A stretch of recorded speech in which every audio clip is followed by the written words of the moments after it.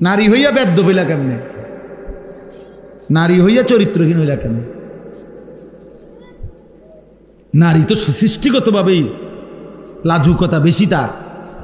নারীর শরীরের মধ্যে আল্লাহ হায়া বেশি দিছেন, লজ্জা বেশি দিছেন। সেই নারী যখন লজ্জা ভেঙে ফেলে, ওই মেয়ে যখন অসভ্য হয়, তো এটা একেবারে ফসা দুর্গন্ধ, লাশের চাইতে বেশি দুর্গন্ধ চড়া। হ্যাঁ, কারণ আল্লাহ তাআলা তো পুরুষের চাইতে বেশি হায়া, লজ্জা, শালীনতা নারীর মধ্যে বেশি দিছিলেন। কিন্তু সে যখন ওইটাও ডিঙ্গে এলাইছে, আমার বুঝেন না কেমন অসভ্য। এই জন্য আয-যানিয়াতু ওয়াজ-যানি, এই জন্য কোনো ছেলে মেয়ে যদি জিনা করে,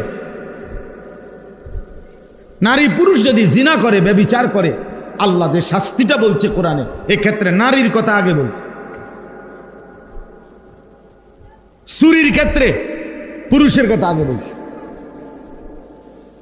আস-সারিকু ওয়াস-সারিকাতু, পুরুষ চোর মহিলা চোর। আর আয-যানিয়াতু ওয়াজ-যানি, মহিলা ব্যভিচারিণী এবং পুরুষ ব্যভিচারী। মহিলার নাম এখানে আগে কইছে যে ব্যভিচার যদিও করছে দুইটা মিল্লা অসভ্যতা, কিন্তু এই ক্ষেত্রে ওই মেয়েটা, নারীটা বেশি অসভ্য, ও বেশি চরিত্রহীন। কারণ আল্লাহ তাআলা পুরুষের চাইতে বেশি হায়া, লজ্জা, শালীনতা তারে দিছিল বেশি, সে ওটা ভেঙে গেছে। আল্লাহ আমাদের বোনদেরকে হেফাজত করেন, আমাদের মেয়েদেরকে হেফাজত করেন। অনেক বাবা আছেন অবুঝ বাপ, নিজের আদরের মেয়েটাকে কিছু বখাটে রাস্তার কিছু নষ্ট দুশ্চরিত্র ছেলের জন্য মেয়ের এই বেপর্দা জিন্দিগি মেনে নিচ্ছে। অপদার্থ বাপ বুঝে তার মেয়েটারে যে রাস্তায় যারা দেখবে তাকাইয়া, ওইগুলা হলো চরিত্রহীন লম্পট কিছু মানুষ, এরপরেও সে মেনে নিচ্ছে, যা ঠিক আছে, আমার জি যাও, কেমনি চলো। বেগায়রত পুরুষ, আত্মসম্মান আত্মমর্যাদাহীন পুরুষ, আত্মমর্যাদাহীন মানুষ। এই জন্য আমরা ইনশাআল্লাহ, আমার কথা হইল, আমরা এমন শ্রেষ্ঠতম রাসূল পেলাম,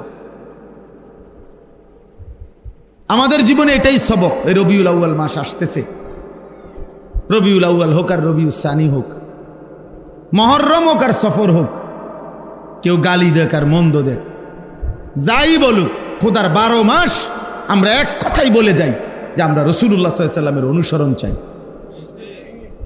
সোজা কথা।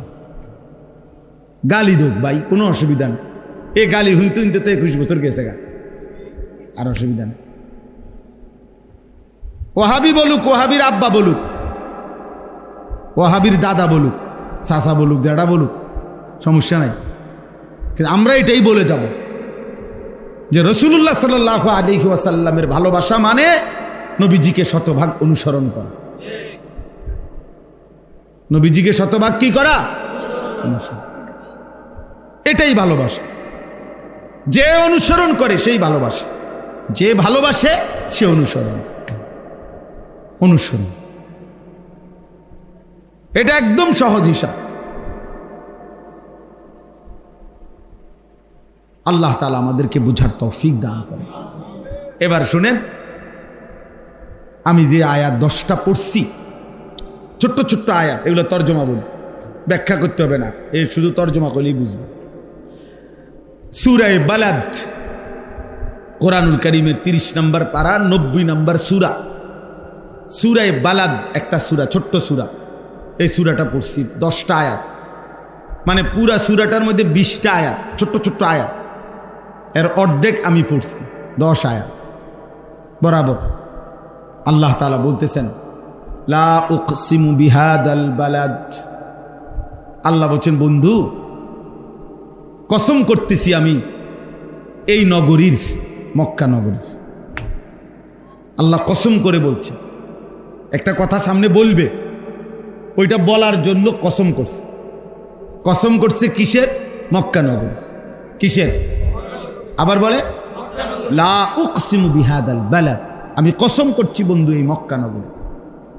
তাফসীরের মধ্যে আছে আল্লাহ যখন কোনো বস্তুর কসম করে নিশ্চয়ই ওই বস্তুর মধ্যে কোনো বিশেষত্ব আছে, এজন্য রব্বুল আলামিন ওই বস্তুর কসম করছে।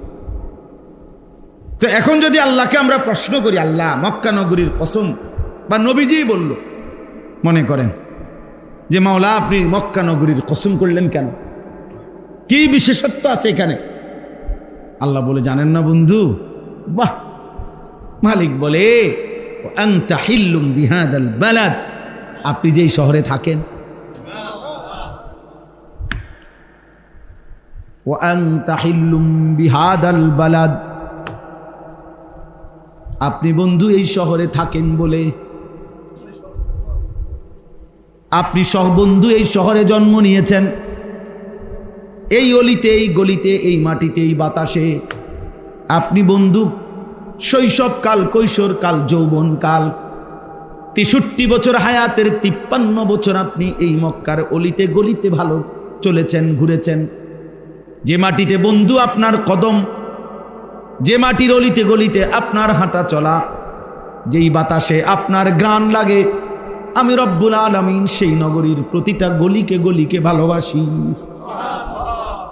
আমি পুরা শহর ভালোবাসি, আমি পুরা জনপদ ভালোবাসি, আমি পুরা মহল্লা মাওলা বলেন বন্ধু আমি ভালোবাসি।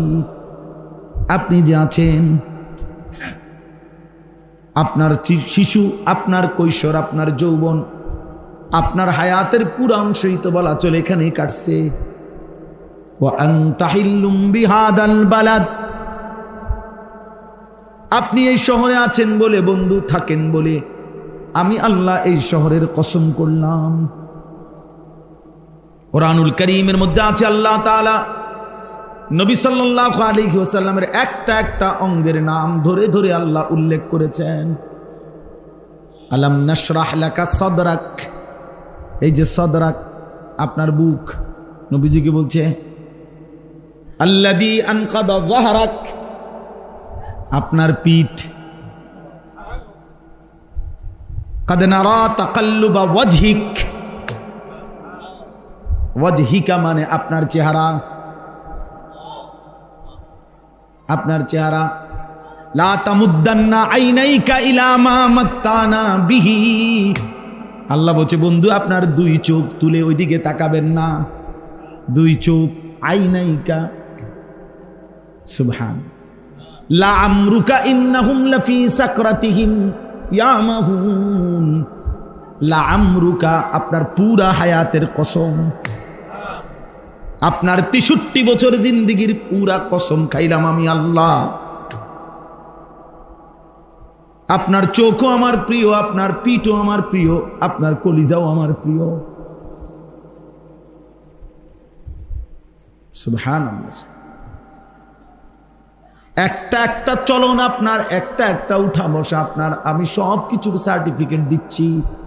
মা যাল্লা সাহিবুকুম ওয়া মা গাওয়া, মা যাগাল বাসারু ওয়া মা তাগা।